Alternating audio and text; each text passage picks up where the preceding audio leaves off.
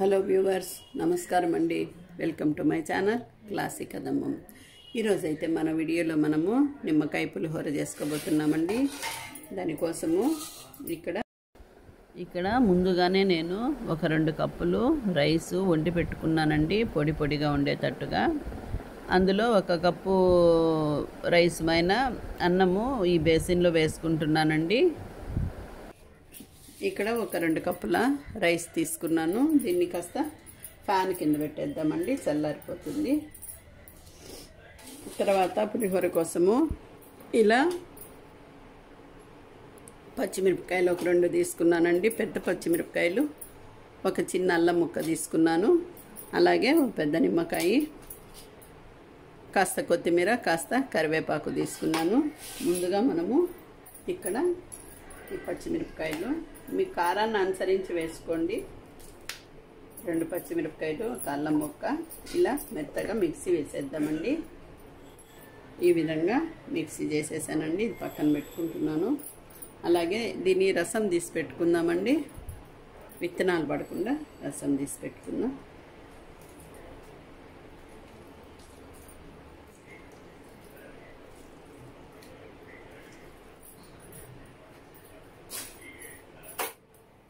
వెలిగించుకొని పోపు వేసుకునేదానికి కడాయి పెట్టుకున్నామండి.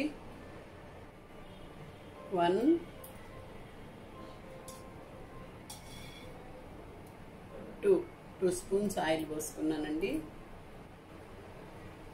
కాస్త వేరుశనగ పప్పు వేసుకున్నామండి. ఇవి వేగి ఇలా చిట్లుతాయండి. చూస్తున్నారుగా, మీకు సౌండ్ కూడా వినపడతా ఉంది. వేగాయండి. తర్వాత ఇందులో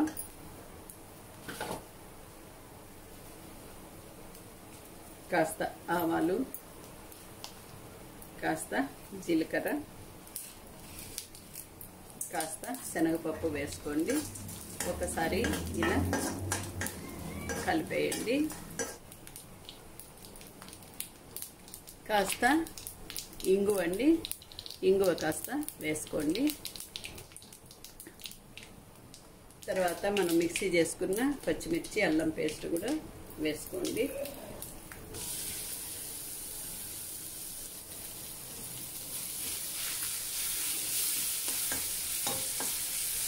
వేసుకున్న తర్వాత కరివేపాకు, కొత్తిమీర కూడా వేసేయండి.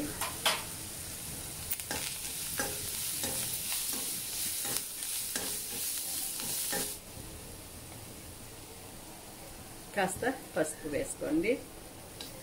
ఇవన్నీ కాస్త వేగనిచ్చి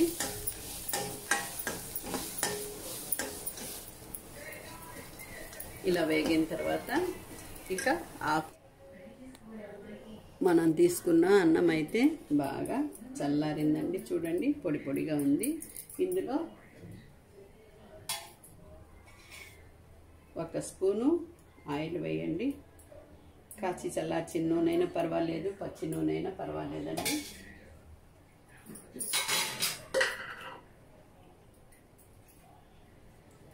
రుచికి సరిపడా సాల్ట్ వేయండి. కాస్త దీన్ని కలిపేసేయండి. గరిటెతో అయినా కలుపుకోండి, ఇలా చేతితో అయినా కూడా కలుపుకోవచ్చండి.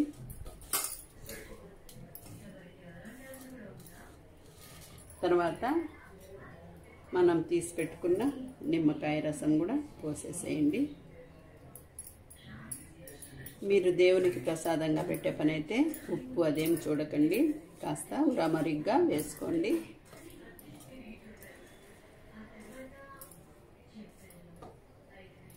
ఇలా కలుపుకున్న తర్వాత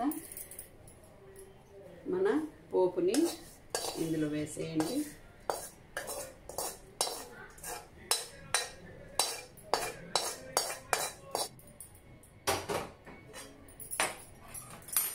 చేత్తో అయినా కలుపుకోండి, లేదంటే ఇలా గరిటెతో అయినా కూడా ఇలా కలిపేసేయండి.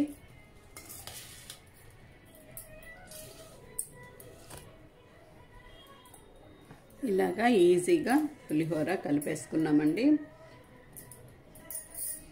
ఇది మనం ప్రసాదానికి వాడుకోవచ్చు, లేదు ఎప్పుడైనా మనము బయట ఊర్లోకి వెళ్ళినప్పుడు లంచ్ బాక్స్ రెసిపీ ఇది పులిహోరకి వాడుకోవచ్చు, లేదంటే లంచ్ బాక్సులకి వాడుకోవచ్చు, లేదంటే పొద్దున పూట అన్నము ఒక్కోసారి నైట్ మిగిలిపోయి ఉంటుంది కదండి చద్దన్నము, అలాంటిది కూడా ఈ విధంగా కలుపుకోవచ్చండి. ఈ వీడియో మీకు నచ్చుంటుంది అనుకుంటాను. మీకు నచ్చినట్టయితే లైక్ చేయండి, షేర్ చేయండి, సబ్స్క్రైబ్ చేయండి, బెల్ ఐకాన్ హిట్ చేయండి. మొట్టమొదటిసారిగా మన ఛానల్ చూస్తున్న వాళ్ళైతే సబ్స్క్రైబ్ చేసుకొని నాకు సపోర్ట్ చేయండి. Thank you for watching.